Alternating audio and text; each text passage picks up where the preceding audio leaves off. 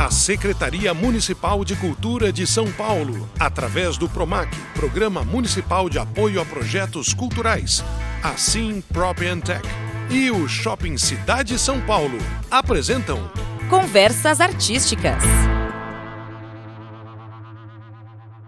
Salve, salve! Começa agora mais um programa Conversas Artísticas, aqui Paulo Bonfá. E aqui Maiara Bastianello, começando agora mais um episódio produzido em colaboração com o Céu Jaguaré, sempre com a Coordenação de Cultura no apoio. Uma iniciativa gratuita para os alunos, para a comunidade, para você que nos escuta, falando do que realmente interessa. O Conversas Artísticas é uma série de programas dedicada a percorrer as mais diferentes manifestações culturais, recebendo sempre convidados especiais a cada edição. É um convidado que vale por vários, né? Porque é um multiartista. Tenho o prazer de anunciar que está conosco hoje, Marcos Cazu. Seja bem-vindo, tudo bem? Muito obrigado, Paulo. Muito obrigado, Maiara. Sejamos bem-vindos. Eu falei que é vários artistas em um só, porque você tem uma história muito interessante, né? E se eu fosse falar do começo ao final, eu diria que você foi revelado ou conquistado pelas artes a partir do teu talento numa época do circo tradicional, e você depois despontou internacionalmente num circo moderno. Depois você estabeleceu sua própria empresa como empreendedor cultural e tem outros trabalhos também que a arte se relaciona em maior ou menor grau. Nessa tua trajetória, para quem está nos ouvindo e pensa, puxa, é um trabalho... qual é o jeito de durar tanto tempo fazendo tanta coisa diferente e continuar evoluindo? Eu amo o que eu faço, né? Então o trabalho, na verdade, é apenas uma etiqueta. Não fico olhando para o tempo, time, ou para o relógio, né? Principalmente quando o que eu mais gosto de fazer me traz não só alegria, mas também sou muito bem remunerado graças a essas habilidades, né? Desde o circo, da terapia, da dança, do breakdance. É muito gratificante, né, Paulo? Mas trazendo essa etiqueta, né? O trabalho. O trabalho me levou a lugares não imagináveis, na verdade, né? Desde o Circo du Soleil, desde o grande circo popular do Brasil, do circo tradicional, né?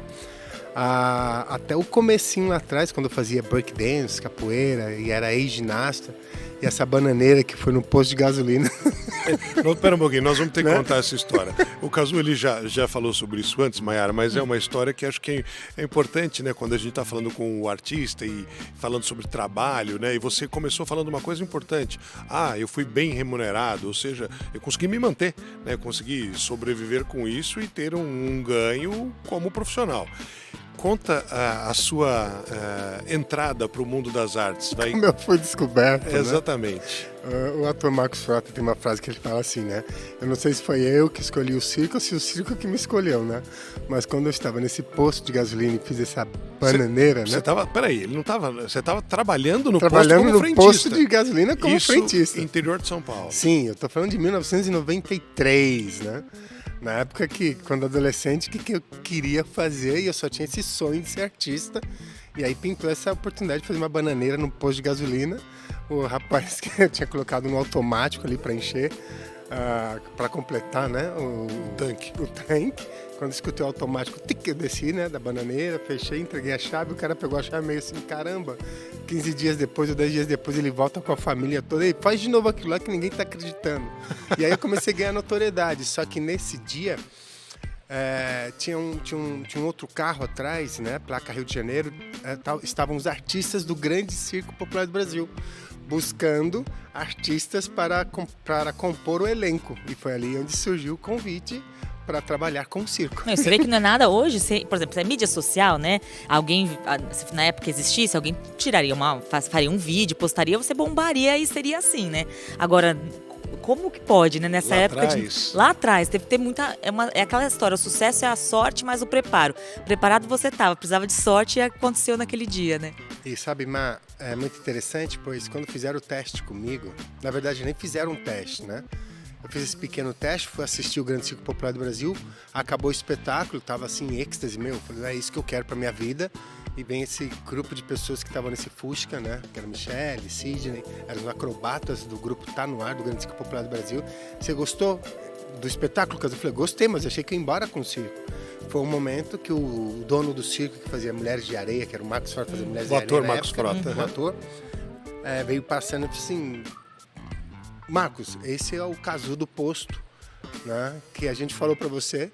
E pela situação, parecia que eles não tinham combinado nada, e nem tinha falado com o cara, eu acho, né? E ele, tá, faz alguma coisa pra eu ver aonde entra a sua frase, né? Eu já estava pronto. Você não precisa aquecer, não, já estou pronto. Fiz os meus movimentos lá e ele, contratado, te vejo na próxima cidade. O meu contrato foi um aperto de mão e, cara, só, arruma as coisas e leva esse cara pra próxima cidade. Se ele faz isso, imagino que ele... Sem treinar, né? Sem treinar, sem nada, sem direção. Imagino que ele não sabe ainda, né? Mas, na verdade, eu não sabia nada sobre o circo, sobre... Né? O teatro tinha uma vaga noção do que era, tal, porque eu fiz as escolinhas de teatro, mas cair no circo, onde eu chamo que é a mãe de todas as artes, onde vem essa coisa milenar, foi a minha maior faculdade, a maior experiência que me levou ao Cirque du Soleil, né? E esse caminho teu ainda no Brasil era um caminho que você estava trabalhando com algo que foi diferente do que te tornou muito conhecido, né? Sim. Você estava trabalhando com o teu corpo, né? Você estava usando habilidade, força, etc. Essa era a fase da acrobacia? Sim. Nas minhas horas vagas, eu ia treinar na EGO, Escola de Ginástica Olímpica, né? Eu tinha um grupo de b-boys, que na época o b-boy era, né? Breakdance ainda não era tão bem visto como hoje em dia é. Né? Então eu já tinha o corpo preparado, né? Me faltava estímulos para compreender como que eu poderia aparecer, mas parecia que inconscientemente aparecer era um perigo, sabe? O que vão pensar? Será que minha mãe... Né? E na verdade não, né? E até hoje parece que ainda existe esse processo de o que vão pensar se vê eu fazendo o que eu estou fazendo, né? E nessa jornada eu descobri que tá tudo bem e que temos que aparecer, e quanto mais a gente puder aparecer e pegar todas essas habilidades e transformá-la em algo que possa ser não só vendável, né, mas que possa trazer esse lugar para que as pessoas possam sair dessa perturbação de informações o tempo todo que trava o ser humano, né? Nós, como os artistas, nós temos, acho que, essa pegada, né, Paulo? Paulo, como fala do Risadaria, é muito isso, né? Tirar as pessoas desse lugar... Saúde mental. Né? Isso, desse processo simpático-tônico para entrar num processo parasimpático, É né? tipo você estar no... É o tal do mindfulness, que é você estar no presente, né? Você tá ali olhando, você tá ali acompanhando, você tá presente ali, e né? relaxado. É. Eu acho que é isso que a arte nos proporciona. Estar presente e relaxado o suficiente para ter esses estímulos do que o artista, o comediante ou o ator está fazendo em cena, né? Mas você falou uma coisa interessante, a gente está no ambiente escolar, certamente boa parte da turma que não sabe ainda o que vai ser o futuro, como eu vou trabalhar, ganhar dinheiro, que profissão eu vou ter, ou está pensando, está analisando, está olhando a tecnologia e tudo mais. A tua família tomou um susto?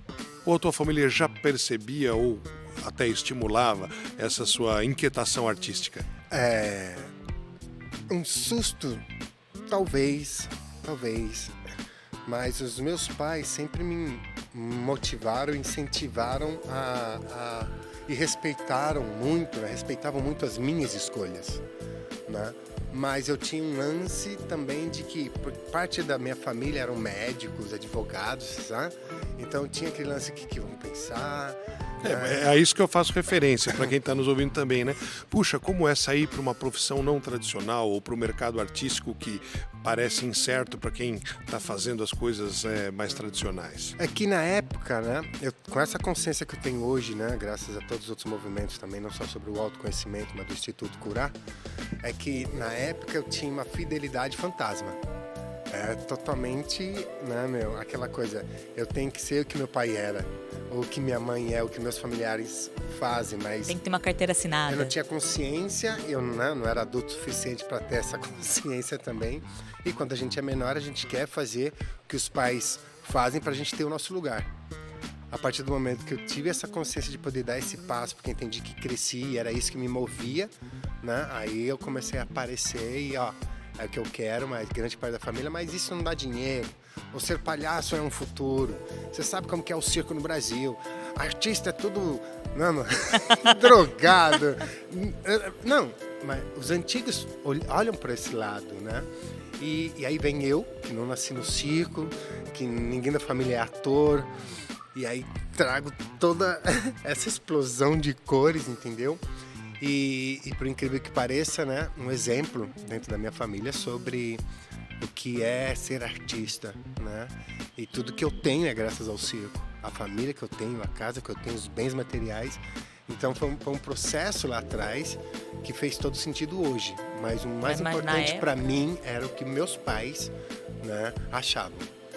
E aí tá tudo certo, ele vai lá. Só que, ó, tá passando o time, né? Daqui a pouco você sai daqui. Vai se garantir? E dá certo, Paulo. Eu vejo muitos bordões e pessoas do meu ramo também que artisticamente são até bem-sucedidos, tá? Não vou dizer que são bem-sucedidos de uma forma talvez mais dos bens materiais, vamos dizer assim, tá? Mas o grande lance de que viver da arte é difícil, né? E eles acabam acreditando nisso e acabam realmente não vivendo da arte por uma crença muito óbvia, né? E viver da arte é possível e dá para ser muito bem remunerado, principalmente quando você faz o que tem que ser feito, né? Organizar isso. É muito importante que nós, como os artistas, não fazemos nada sozinho e precisamos de uma equipe muito boa por trás disso, né? Principalmente para vocês estarem aqui, vocês têm uma equipe que tem que deixar tudo pronto para que essa... Claro, Conversas Artísticas é uma turma, né? Não sou eu com a Mayara aqui, o microfone. E o grande barato, quando eu converso com esses meus colegas de estrada, é colocar os pontos nos i, né? Tem uma frase bíblica que fala assim, dê de César o que é de César e dê de Deus o que é para Deus, né? Então, é remunerar essa galera que está por trás, porque são eles que fazem andar. Né? E cair essa ficha de empreendedorismo, eu mesmo sendo ator, mas também sou palhaço, demorou um certo tempo. Pois quando a gente não tem lá atrás, o pouco que a gente tem no agora, a gente acha que vai passar pelas mesmas dificuldades de escassez, então a tendência no agora é segurar e não gastar. Mas não existe isso se a gente não fizer esse investimento, não criar essa consciência e não ter as ações que precisam ser feitas para que isso tudo possa se multiplicar. Planejamento mesmo, né? Marcos Cazu é nosso convidado hoje, né? Ele já chegou num palhaço, mas entre o acrobata do circo e a carreira internacional, porque isso é aspiracional.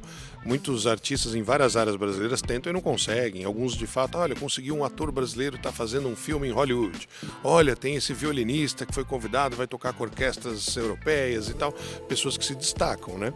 E você se destacou e foi para o que talvez fosse o melhor lugar para estar em termos de circo contemporâneo, que era a Companhia Cirque du Soleil, uma empresa multinacional de espetáculos, né?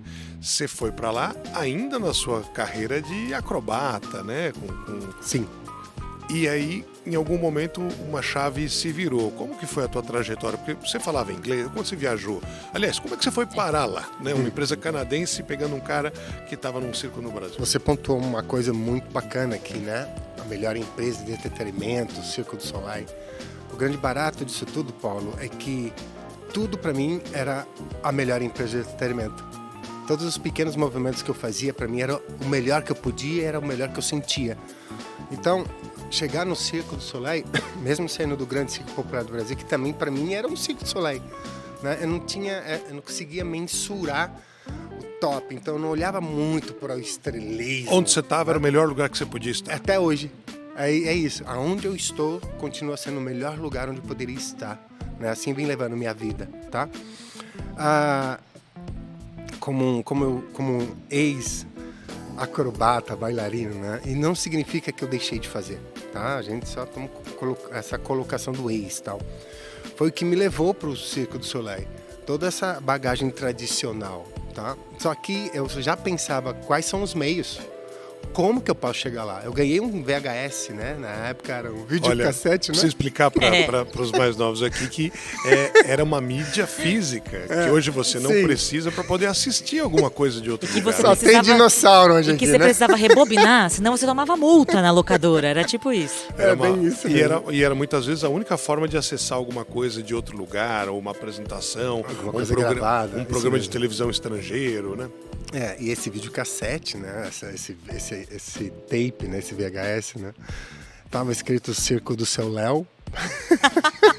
Eu não sabia inglês, francês, pra mim o dono do circo era Léo, então Era eu o lia seu como Léo, era Circo o do circo Seu do Léo. seu Léo. Seu Não é Léo aquela- fundou o circo. Ai, que engraçado, só vocês mesmo, viu? Túnel do tempo, né? Enfim, e aí era o Circo do Soleil, esse circo canadense. E colocamos play, eu juntei um grupo de amigos do circo que dava uma graninha no final do mês para pagar um apartamento, né? Sala, quarto, cozinha, tinham 10 pessoas ali, era o que eu tinha na época, né? Enfim. E aí quando eu coloquei play, apareceu esse corcunda gritando alegria, alegria. E quando acabou, eu falei assim, nossa, meu, que espetáculo é esse, Circo do Soleil? Um dia eu vou trabalhar aí, né? E aí meus amigos deram muita risada. E aí o grande barato foi isso, porque era a única coisa que eu tinha como referência. Porque até então, eu só conhecia Beto Carreiro, Grande Circo Popular do Brasil, Vostok, né? Garcia. E aí foi onde me estimulou a compreender como que eu faço para chegar até ali. O que tem que ter, o que tem que perseguir para alcançar aquele lugar? Visualizar, né? Projetar o futuro, 15% ou 20%, né? As pessoas projetam muito mais que isso, aí criam ansiedade, criam um monte de coisa e vivem uma ilusão, pois não existia, eu só sabia que tinha empresa e eu tinha que chegar lá, então eu sempre projetei isso. Nunca fui de projetar muito pro passado, porque senão minha vida não andava, eu ficava andando igual caranguejo, né? Mas eu sempre estive 60%, 70% no agora. E esse 60% e 70% era o que me trazia. Bem, preciso treinar, eu já treino. Preciso de preparação física, pô, já tenho. Preciso de flexibilidade, a ginástica olímpica me deu isso, então eu já tenho. O que eu preciso então, né? Contato, aonde que isso fica? E eu tô falando lá de 1990 e pouco, né? E, por coincidência, o Circo do Soleil, ele tem os seus olheiros, né? Que é o casting. E eles viajam o mundo inteiro atrás de novos talentos. Eles assistiram o Grande Circo Popular do Brasil. E quem organizava as audições no Brasil era Alice Viveiro de Castro, que por coincidência também uma grande diretora de teatro e circo, que me conhecia. E foi onde foi acontecendo, né? Eu já tinha a intenção, já mandei para esse que vocês chamam de Cosme Universo. A ferramenta era eu já estava num ciclo tradicional que poderia me ajudar sobre tudo isso, né? Sobre as habilidades que eu precisava. A Alice, por coincidência, me ligou e falou assim, Cazu, você já ouviu falar no Circo do Soleil? Eu falei assim, lógico que já, meu. Eu só quero conhecer o seu Léo, cadê? Só que eles estão no Brasil, eu fiquei, o espetáculo, eu falei, não, o casting. Eu falei, que casting, cara, né, meu? Não, são os olheiros, sabe? Eu falei, tá, eles assistiram o Grande Circo Popular do Brasil. E você nem sabia? Não sabia. E aí eles gostaram de um grupo de acrobatas, eu acho que é o que você faz parte, tá no ar, corre no ar. Eu falei, tá no ar. Sim, tem como você mandar um vídeo do que vocês fazem, porque eu tenho quase certeza que esse é o grupo. Gravaram um vídeo em 1900 e blá, blá, blá. Não era tão simples, Não era né? tão simples, mas foi o que aconteceu. Era esse grupo, né? Mandamos, né? Era o grupo e aí, sei lá, acredito que 3 meses depois ou 4 meses depois, eu fiz uma audição no Rio de Janeiro, na Fundação Progresso. E de, sei lá, 400 artistas lá, 30 e poucos, ou 40 no máximo, passaram e eu fui um dos escolhidos. Que sensacional. Legal, né? Porque você está contando uma coisa do ponto de vista da realidade que para quem está nos ouvindo pode parecer um caminho, né? Puxa, você estava tentando, você estava pensando, você não tinha garantia nenhuma, você teve aí o acaso ou o destino junto, né? Era você na hora certa, no lugar certo e tal. Porém, você teve a tua preparação. Eu preciso dizer que como eu conheço o Cazu, a chegada dele no Circo du Soleil é muito interessante porque ele vai vai completar uma companhia de russos. Sem falar Eu russo. sabia que ele ia chegar lá. Não, já vai no que eu ia perguntar pra ele logo em seguida, que é o seguinte, ele falou que ele achava que circo era uma coisa, foi lá pro circo do Marcos Frota, não era nada daquilo que ele tava pensando, achava que era fácil, não era nada. E aí depois pro Circo du Soleil, imagino que você imaginava uma coisa e não devia ser nada daquilo, devia ser mais difícil, não sei. Então já, por favor, né? Não, e sobre Tô comendo dificuldades, pipoca aqui, já e querendo sobre saber. as dificuldades, é como o Paulo mesmo mencionou. Tem uma frase que eu sempre falo nas minhas palestras, que é a frase que fala a coisa está russa, né? Você não tem noção quanto russo fica trabalhando com uma equipe de alta performance, campeões olímpicos russos. Pois quando eu fui para o Circo du Soleil, né, eu não entrei como um clown, como personagem ou palhaço, né? Eu fui para participar dessa equipe russa. Ou seja, male falava inglês, imagina russo, né, brasileiro, Com russos que não falavam inglês com também. russos que não falavam inglês e campeões olímpicos também. Então, eu achava que era bom no que eu estava fazendo, Aí. que já estava. E aí a vida veio e falou assim, bem, já chegou até aqui, né? Você acha que tá legal? Não. Olha os caras aí do lado, dá uma olhadinha aí do lado. Olha essa galera aqui. E aí veio conhecer Sasha, que é o inventor dessa modalidade chamada Russian Bars, que são as varas russas, né? Que é uma modalidade onde eles fazem saltos acrobáticos e fica um portô de um lado, um portô do outro, que é a base.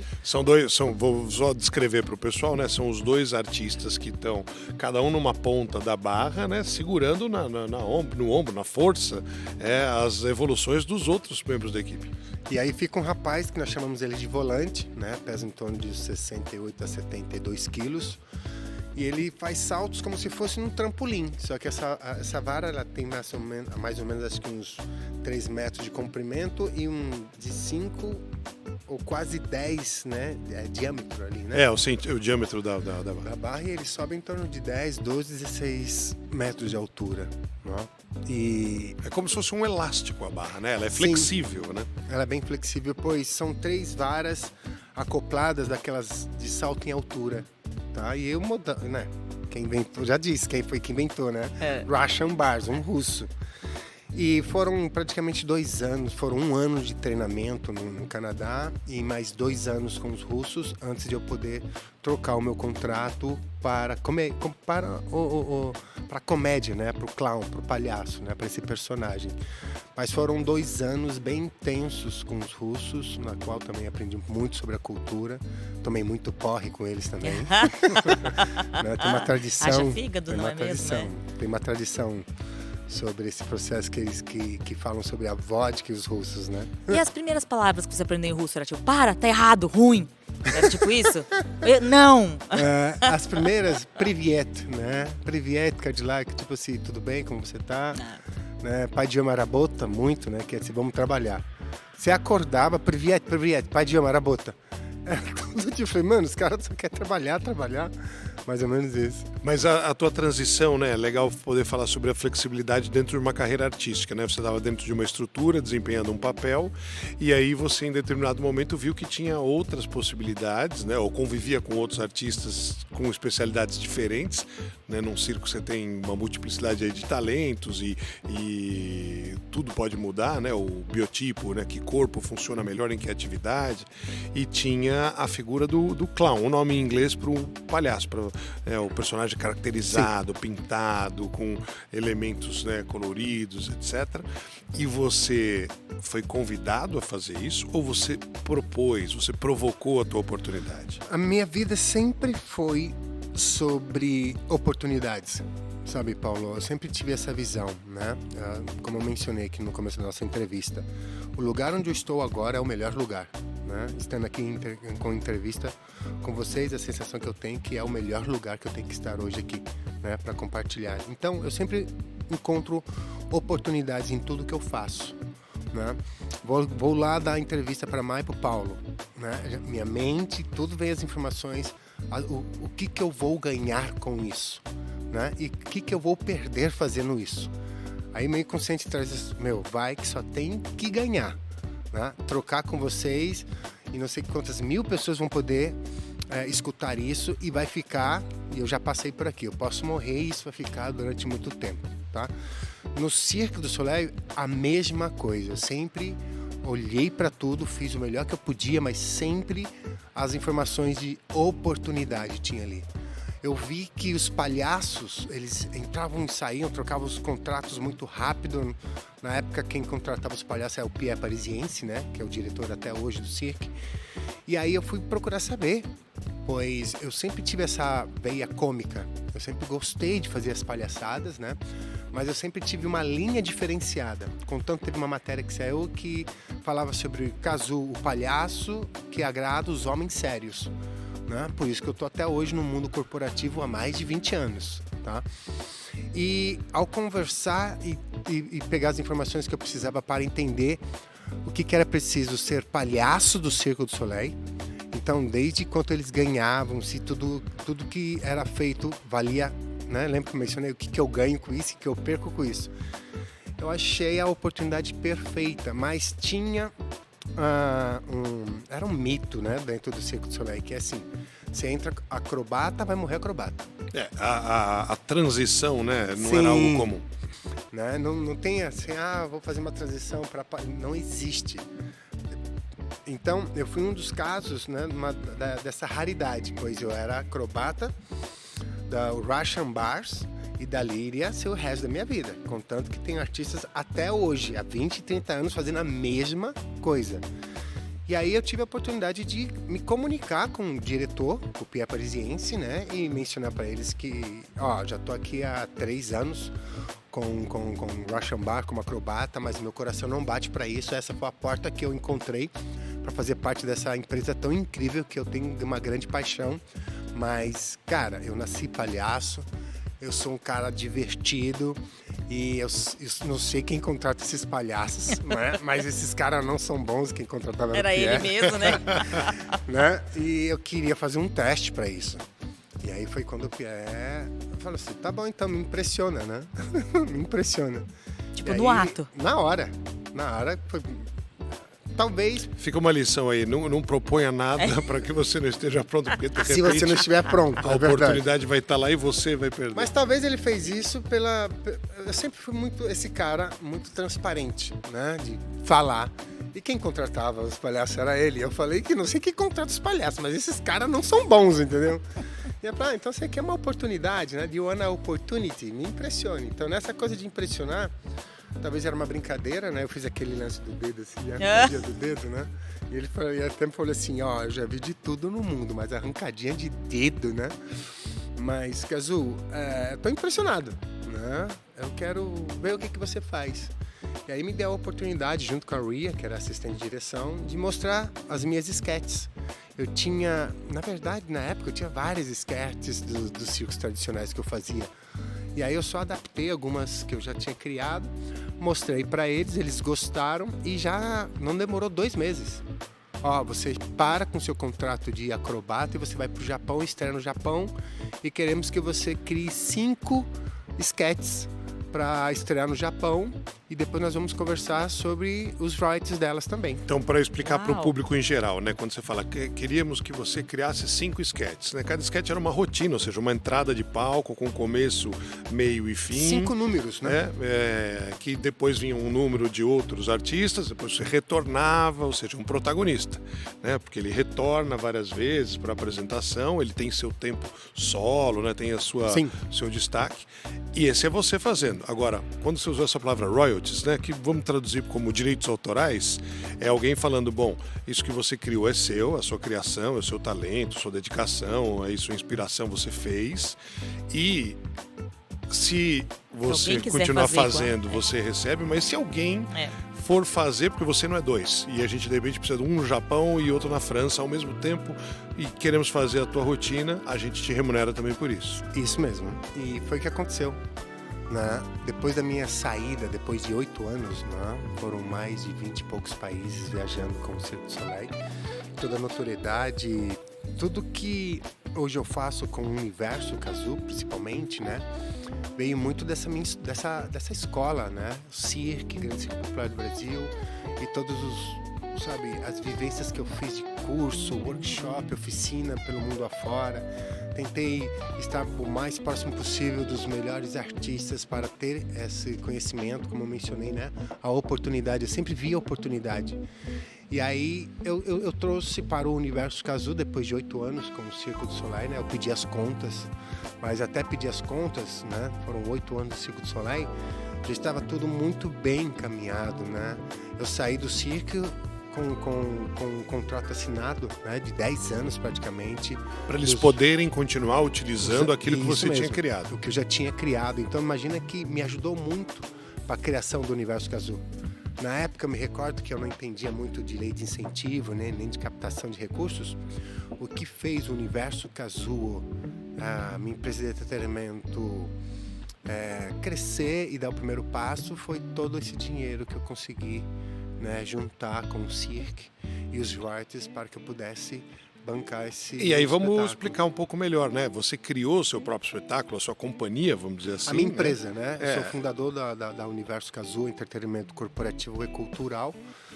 E assim que eu cheguei no Brasil, foi um pouco complicado encontrar e dar essa roupagem e trazer, né, essa expertise de ensaio, de treinamento, de maquiagem, de trilha.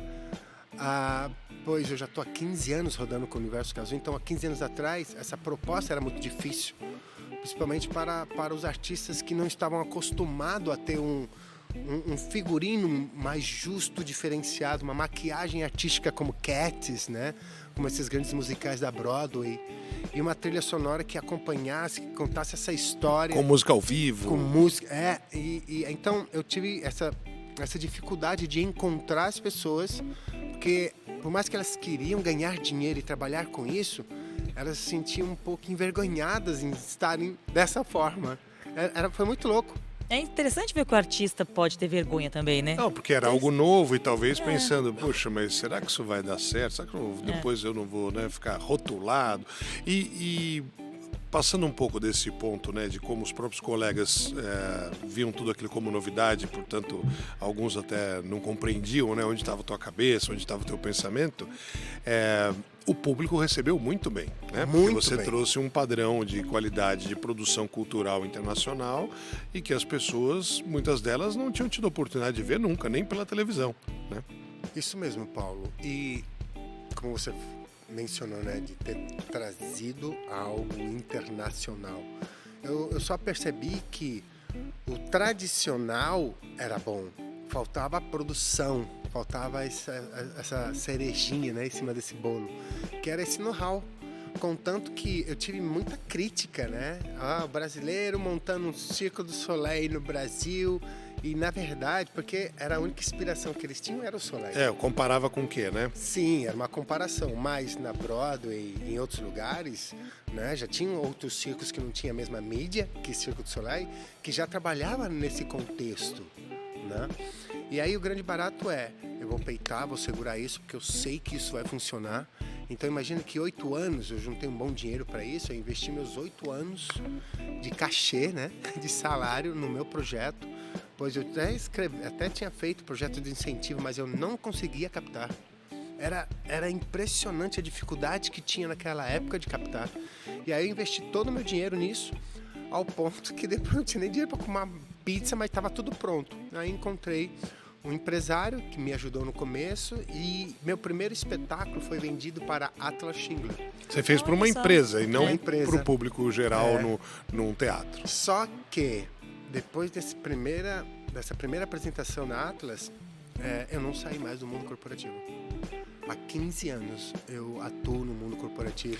Que é para a gente fazer só uma diferenciação, é um campo de trabalho artístico para os dias úteis em horários comerciais, quando as pessoas estão também tendo suas atividades e não frequentam o teatro, o cinema, etc. É muito incomum ver um museu cheio na terça-feira às 11 da manhã ou uma sessão de cinema na quinta, 2 da tarde, lotada, né? E aí é uma forma também de você se manter em atividade, manter os seus artistas em atividade e faturando, né? Quer dizer, sim, pagando as contas. E o grande barato é que o mundo corporativo, se eu fazer essa comparação, é um mundo corporativo que meio que patrocina o que eu tenho hoje, né? Mas não diretamente estou te patrocinando. Sim, porque subsidia, né? Isso, uma atividade que entra mais do que sai e uma outra que talvez saia mais do que entra. É bem isso mesmo. E no fim, o circo tem muito a ensinar ao mundo corporativo, né? Porque é um mundo, em geral, com pessoas muito quadradas, não falando todas, mas acho que você deve encontrar isso no teu trabalho, né? As pessoas que não sabem muito como se vender ou como conversar com os clientes, ou, né? É um mundo Sim. que tem muito que aprender, né? Essa coisa maleável. Trabalho em equipe. Exato. Sim, eu desenvolvo qualquer coisa que qualquer empresa precise para fazer a comunicação usando o circo e usando o artista, fazendo a forma que ele possa desdobrar esse contexto de informação para motivar e trazer os resultados e o tema que as empresas buscam. Então, além de lançamento de produtos e abertura de grandes eventos do mundo corporativo, a Universo Cazzu promove isso, né? Quer dizer, além tem empresa de motivar, que te procura, tô com esse problema na minha desde empresa. atendimento, isso mesmo. A gente traz soluções de uma forma muito mais criativa. Lúdico, né? Sim, lúdico, porque já é comprovado, né? E não é só esse processo científico, né? A mente vai aprender a absorver muito mais se a gente conseguir tirar as pessoas desse lugar tenso, né? Que nós chamamos de simpático, que é a forma como o nosso cérebro trabalha, né? Simpático-tônico, né? E aí eu levo todo mundo para esse lugar meio que parasimpático, onde muitos dos gurus e as pessoas falam onde acontece a cura. Mas na verdade é um estado de relaxamento, onde você consegue absorver o que precisa ser absorvido através das informações que estão acontecendo ali, né? E aí eu trago o circo. Então tem muita coisa bacana por trás disso tudo. E que não é diferente, na verdade, quando você pensa no público que foi para o teatro assistir ou está num auditório te vendo, em que a duração do espetáculo é um tempo de magia, em que as pessoas esquecem seus problemas na vida real. Eu já vi espetáculos, né, com o Universo Cazzu, do começo ao fim. Você tem crianças, você tem idosos, né, você tem públicos muito diferentes, mas todos, naquele momento, eles estão na tua frequência, né? Eles estão naquele lugar, estando naquele lugar, sendo presentes, surpreendidos. Estão presentes. Acho que esse é o poder transformador da arte também, ainda que as pessoas não se deem conta no momento, né? Ela sai e talvez dias depois ou mais tempo depois, aquela referência, aquele momento pode apaziguar alguma coisa dentro dela. Sim, né? sim. Sabe, Paulo, o mundo corporativo, né, que são essas megas empresas que me apresentam, são seres humanos. E todo mundo ali tem uma família.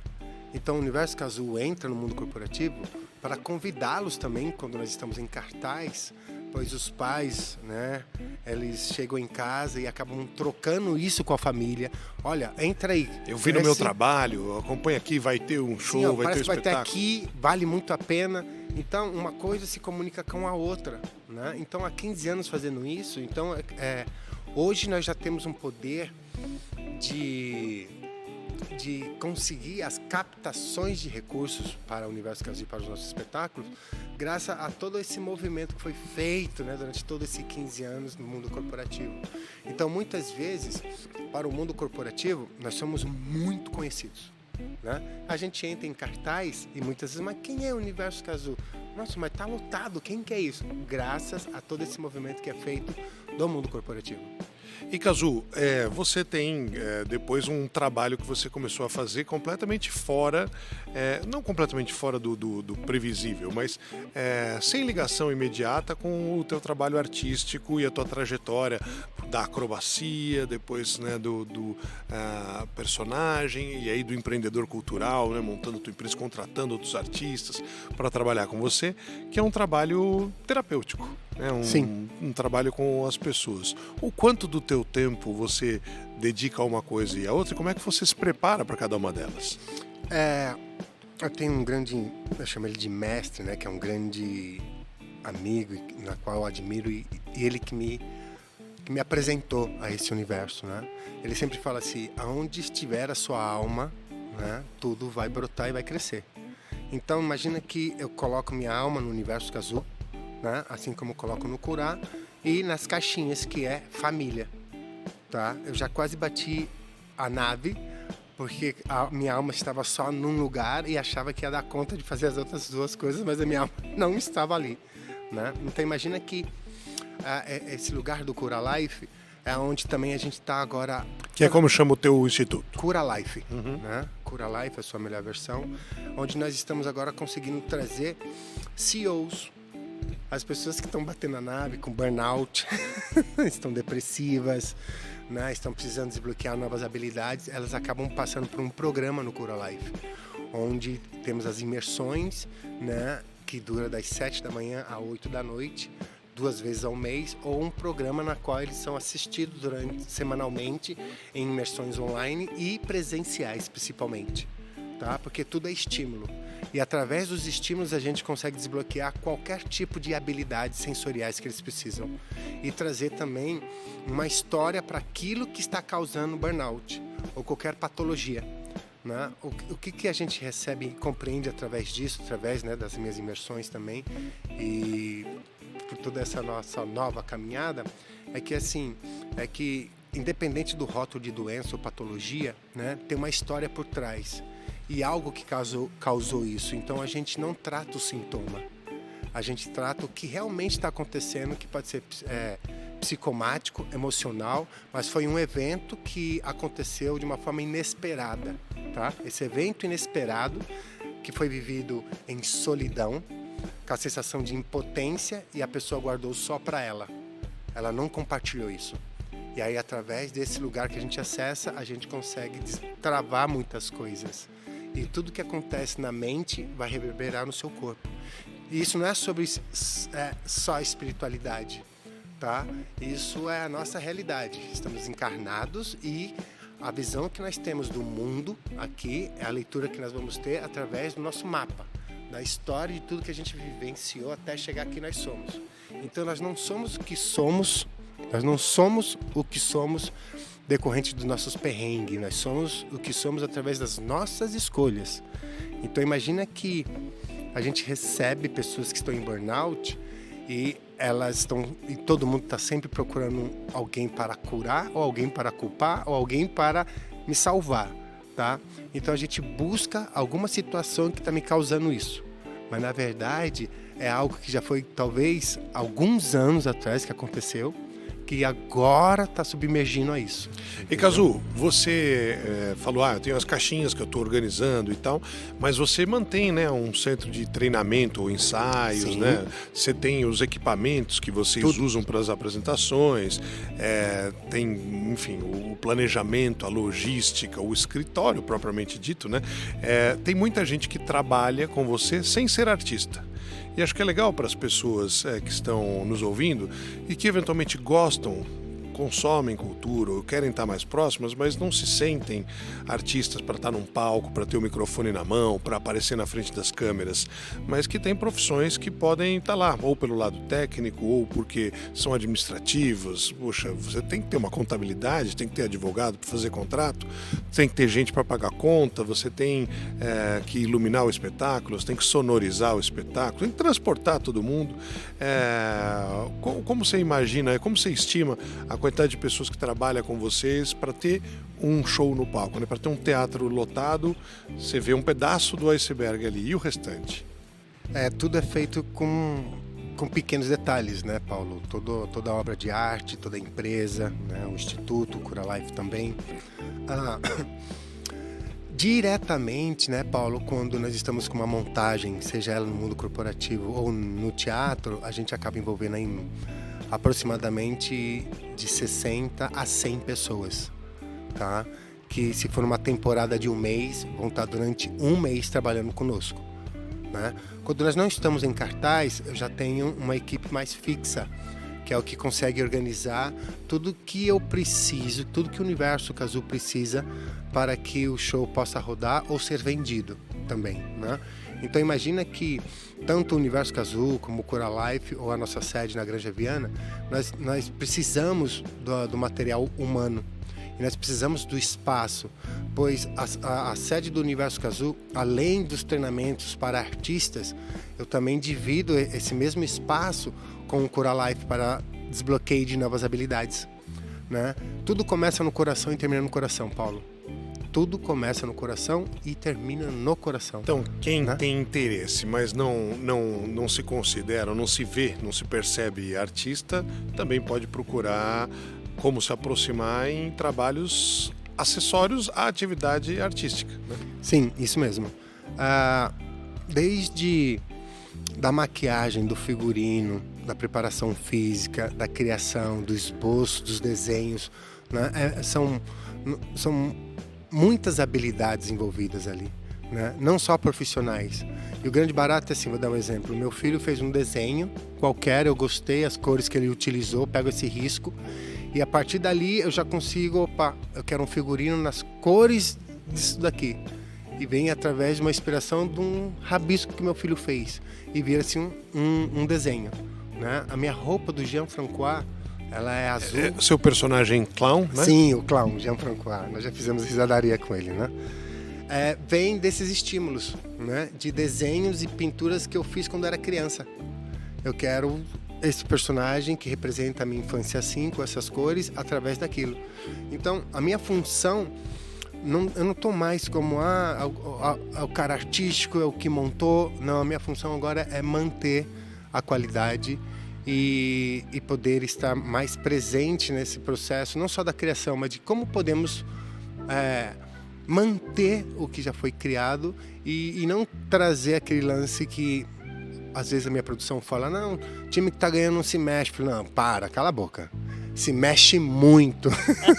O e tempo muito, todo. né? É uma crença muito, né, pra lá de limitante. Não, tem que mexer sim. Não, já tá ganhando, vai esperar perder para mexer? Não quero mais perder, né? Eu quero que isso melhore. E tá sendo muito gratificante, né, Paulo? Essa nossa jornada com o Circo du Soleil, com o Grande Circo Popular do Brasil, essa toda a minha história, agora com o Cura Life, porque também tem muita arte no Cura Life, né? Tem muita música e eu acredito que nós vamos conseguir desbloquear ainda mais habilidades, não para as pessoas ou profissionais que desejam trabalhar com circo, mas que desejam ainda garantir a sua sobrevivência da sua família, mas trazendo uma percepção, uma visão diferente para aquilo que ele está passando no momento atual. Então a gente usa o circo como terapia também, a gente usa as músicas como terapia também. Tá muito gratificante tudo isso e tá muito gostoso cair na estrada com essa consciência, né? Eu sempre falo que só consciência não serve para nada, mas precisa da consciência e das ações que precisam ser feitas para que a gente possa materializar e ter uma vida mais longínqua, né, Paulo? Eu já tô com 50, né, amigo? Eu tô com 50 e eu sempre falo para minha esposa, até 125 eu vou estar indo bem, né? E é assim que eu espero também. E aí a gente vai estar lá no Conversas Artísticas, 58ª edição, Mas Mayara. aí talvez seja a inteligência artificial de nós três aqui sentados, né? Mas olha, quero muito agradecer em nome do Paulo também, do Conversas Artísticas, ao Marcos Cazu, que é incrível, terapeuta, palhaço, malabarista, contorcionista, assim vai, empreendedor. Obrigada por estar aqui, por ter aí feito brilhar o olho de muita gente que está nos ouvindo. Obrigada. Eu que agradeço.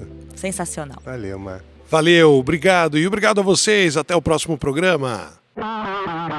Apresentação: Secretaria Municipal de Cultura de São Paulo, através do PROMAC, Programa Municipal de Apoio a Projetos Culturais, Sim Prop and Tech e Shopping Cidade São Paulo. Você ouviu Conversas Artísticas.